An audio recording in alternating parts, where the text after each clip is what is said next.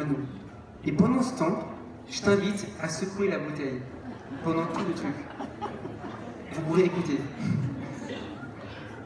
Et puis à la fin, tu décides.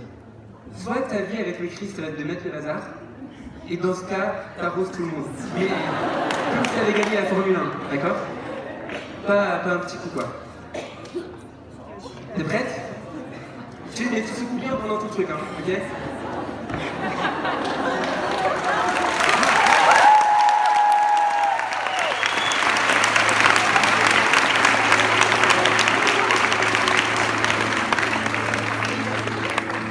Dans le livre de la Genèse, Jésus-Christ est l'arbre de la vie au milieu du jardin. Dans l'Exode, il est l'agneau de Pâques. Dans Lévitique, il est notre grand prêtre. Dans Nombre, il est la colonne de nuée pendant le jour et la colonne de feu pendant la nuit. Dans Deutéronome, il est le grand prophète que préfigurait Moïse. Dans Josué, il est le fil écarlate à la fenêtre de Rahab. Dans Juge, il est notre juge et législateur. Dans Ruth, il est le membre de notre parenté qui nous rachète. Dans 1 et 2 Samuel, il est le prophète de confiance. Dans Roi et Chronique, il est le roi qui règne. Dans Esdras, il est le scribe fidèle. Dans Néhémie, il est le reconstructeur des murs brisés de notre vie. Et dans Esther, il est notre Mardoché. Dans Job, il est notre rédempteur, toujours vivant. Dans les psaumes, il est mon berger, et je ne manque de rien. Dans Proverbes et Ecclésiaste, il est notre sagesse. Dans le Cantique des Cantiques, il est le fiancé amoureux. Dans le livre d'Isaïe, il est le prince de la paix et le serviteur souffrant. Dans Jérémie, il est la branche du juste.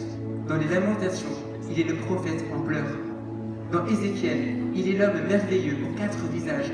Dans Daniel, il est le 4e homme au milieu de la fournaise ardente de la vie. Dans Osée, il est l'époux fidèle qui n'abandonne jamais l'adultère qui retombe. Dans Joël, il te baptise dans l'Esprit Saint et dans le feu. Dans Amos, il est le porteur de notre fardeau.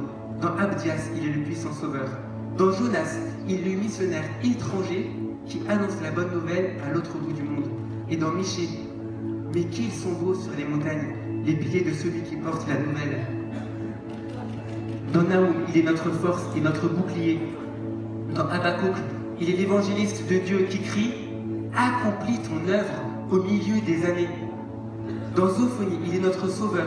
Dans Agé, il est le restaurateur de l'héritage perdu d'Israël. Dans Zacharie, il est la fontaine ouverte dans la maison de David pour nous laver de nos péchés et de nos impuretés. Dans Malachie, il est le soleil de justice qui se lève avec la guérison sous ses ailes. Dans Matthieu, il est le Christ, le Fils du Dieu vivant. Dans Marc, il est le serviteur. Dans Luc, il est le Fils de l'homme. Il ressent ce que tu ressens. Dans Jean, il est la porte par laquelle chacun d'entre nous peut passer. Dans les Actes des Apôtres, il est le sauveur du monde. Dans Romains, il est la justice de Dieu.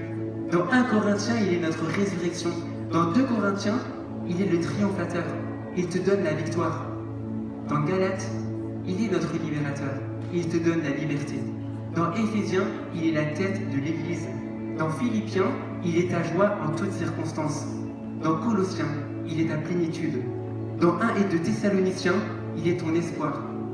Dans 1 Timothée, il est ta foi. Dans 2 Timothée, il est ta stabilité.